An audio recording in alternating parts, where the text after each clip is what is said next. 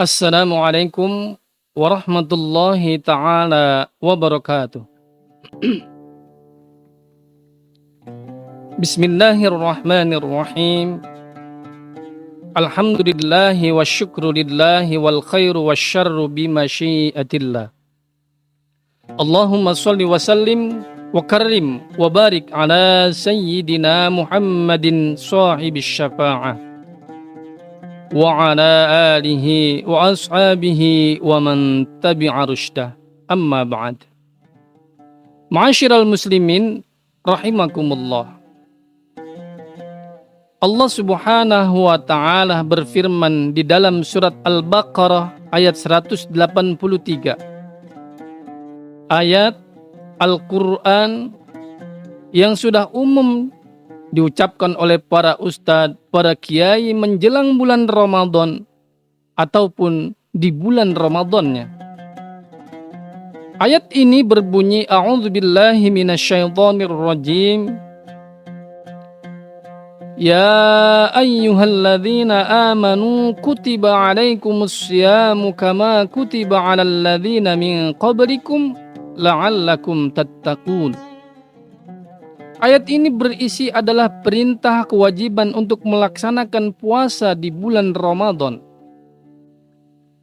Rasulullah Shallallahu Alaihi Wasallam sebelum mendapatkan perintah atau turunnya ayat ini, di tahun pertama hijriahnya Rasulullah ke Madinah, Rasulullah sudah memerintahkan umatnya untuk melaksanakan puasa di hari ke-10 di bulan Muharram, atau yang kita kenal dengan hari Asyura. Lalu di tahun kedua Hijriyah, tepatnya di bulan Sya'ban tanggal 10, Allah Subhanahu wa taala menurunkan ayat ini. Ayat perintah kewajiban puasa di bulan Ramadan. Dengan demikian, puasa yang dilakukan sebelumnya dijadikan puasa sunnah oleh Rasulullah Shallallahu Alaihi Wasallam. Dalam ayat ini Allah menggunakan kata syaman.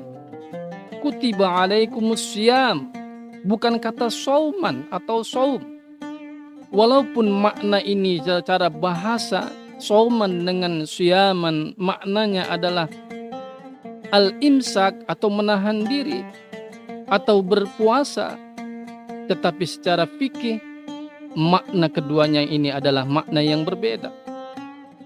Makna sauman lebih umum maknanya. Di dalam Al-Quran, kata sauman ini Allah ucapkan sekali, yaitu di dalam surat Maryam ayat 26, di mana di situ Allah memerintahkan kepada Sayyidati Maryam untuk berpuasa. Bila bertemu dengan orang lain, Allah memerintahkan untuk berpuasa bicara. Fa imma tarayinna minal bashari ahada falan faquli inni nadartu lirrahmani shauman falan ukallimal yauma insiya. Apabila kamu bertemu dengan orang lain, maka berpuasalah dari berbicara kepada orang lain. Artinya di sini Allah perintahkan untuk puasa, yaitu puasa berbicara. Shauman, dengan demikian kata shauman ini maknanya lebih luas. Sedangkan syam hanya terkhusus diperintahkan oleh Allah, yaitu khusus puasa atau kewajiban di bulan Ramadan. Para alim ulama mengatakan bahwa makna sauman ini makna syaman ini harus kita tingkatkan menjadi makna sauman. Syaman hanya menahan diri, yaitu di bulan Ramadan dari mulai terbitnya fajar sampai tenggelamnya matahari. Sedangkan sauman adalah menahan diri dari segala hal yang membatalkan puasa ataupun membatalkan pahala puasa. Maka hikmahnya ketika kita niat di bulan Ramadan kita menggunakan kata sauman. Nawaitu sauma ghadin an adai fardhi syahri. Sauma ghadin, sauman menggunakan kata sauman.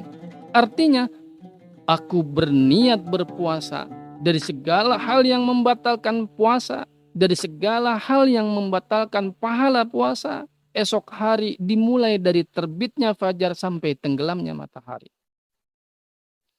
Nah, siaman ini khusus untuk bulan Ramadan karena di bulan Ramadan banyak sekali kandungan-kandungan kemuliaan-kemuliaan yang bisa kita dapatkan selaku orang yang diperintahkan untuk melakukan puasa di bulan Ramadan. Hikmah di antaranya yang pertama, kita diajarkan oleh Allah, dilatih oleh Allah untuk menahan sabar kita. Untuk bisa bersabar, Allah latih kita dengan kesabaran. Mulai dari terbitnya fajar sampai tenggelamnya matahari. Menahan diri dari bicara, dari perkataan-perkataan kotor. Menahan diri dari godaan hawa nafsu. Dan siaman ini diperintahkan untuk berpuasa sepenuhnya di bulan Ramadan ini. Karena memang di bulan Ramadan ini, ketika kita beribadah kita tidak tahu pahala mana yang diterima oleh Allah. Ibadah mana yang diterima oleh Allah Subhanahu wa ta'ala. Apakah ibadah pada malam hari ataupun pada siang hari. Ma'asyiral muslimin rahimakumullah. Yang pertama, Allah melatih kita dengan kesabaran. Yang kedua, Allah latih kita dengan istiqomah. Istiqomah artinya mudawamah, continue secara terus-menerus. Ibadah yang dilakukan secara terus-menerus, ibadah yang dilakukan secara kontinu. Jika ia lakukan pada waktu subuh, maka subuh berikutnya dia lakukan lagi dan terus. Tidak hanya dilakukan pada bulan Ramadan.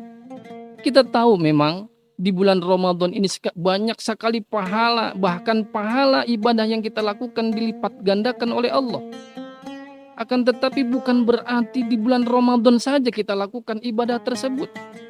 Karena hanya ingin mengejar pahala, seperti membaca Al-Quran, kita kejar agar kita bisa khatam berkali-kali membaca Al-Quran. Selesai Ramadan, hilang semuanya, kita tidak pernah membaca Al-Quran, bahkan menyentuh Al-Quran. Ini adalah kekeliruan. Rasulullah SAW bersabda, khairul a'mali ilallah adwamuha wa in qalla. Sebaik-baik amalan kepada Allah Subhanahu wa ta'ala, ibadah kepada Allah yang aku cintai adalah amalan yang mudawamah, yang istiqomah. Di bulan Ramadan, walaupun kita baca sedikit Al-Quran, subuh 1/4 juz, zuhur 1/4 juz, 5 waktu kita hanya baca 1/4 juz. Ini kita lakukan terus-menerus, itu lebih baik dibanding kita melakukan di bulan Ramadan setiap 5 waktu dengan membaca Al-Quran berjuz-juz. 1 hari khatam, besok khatam lagi, selesai Ramadan hilang semuanya. Tidak menyentuh Al-Quran. Ini yang disayangkan oleh Rasulullah SAW. Nah, Allah ajarkan kita agar kita istiqomah karena Ramadan adalah bulan pendidikan. Yang ketiga, Allah ajarkan kita untuk ikhlas. Ikhlas hanya semata-mata karena Allah, bukan karena tekanan orang lain, bukan karena takut sama orang tua atau nilai dari guru.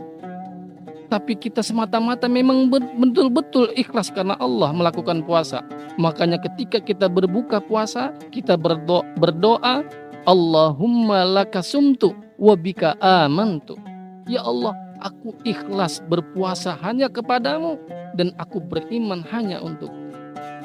Dengan demikian, dari hikmah dengan kita mengenal makna puasa dan kita tahu hikmah-hikmah yang bisa kita ambil di bulan Ramadan, kita bisa termotivasi terus, bisa ikhlas, bisa istiqomah di bulan-bulan berikutnya.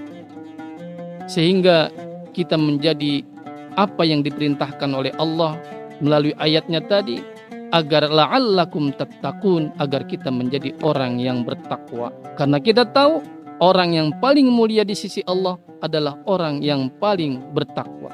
Ma'asyiral muslimin rahimakumullah. Kiranya ini saja yang bisa saya sampaikan. Apabila ada kata yang kurang berkenan atau salah, mohon dibukakan pintu maaf yang sebesar-besarnya. Akhirul kalam, billahi taufik wal hidayah. Wassalamualaikum warahmatullahi wabarakatuh.